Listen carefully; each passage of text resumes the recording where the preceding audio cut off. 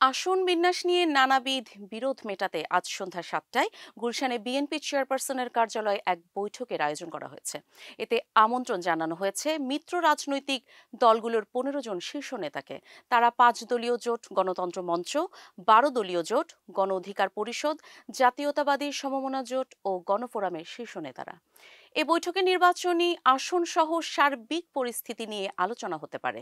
বিএনপির পক্ষ থেকে মহাসচিব মির্জা ফখরুল ইসলাম আলমগীর সহ কয়েকজন নেতা থাকবেন বলেও জানা গেছে। মিত্র দলগুলোর নেতারা জানান, আসন সমঝোতা নিয়ে বিএনপির কাছ থেকে তারা দ্রুত সুষ্ঠু সমাধান চান, যাতে বাইরে কোনো নেতিবাচক বার্তা না যায় যে বিএনপির সঙ্গে মিত্রদের বিরোধ রয়েছে। তারা বিএনপির সঙ্গে সুসম্পর্ক রেখেই পথ চলতে চান। এর আগে আসন নিয়ে মতবিরোধের মধ্যেই বুধবার একটা বৈঠক করেন মিত্ররা। বৈঠকে আসন নিয়ে বিএনপির প্রতি ক্ষুব্ধ প্রতিক্রিয়া জানান মিত্র দলের শীর্ষ নেতারা।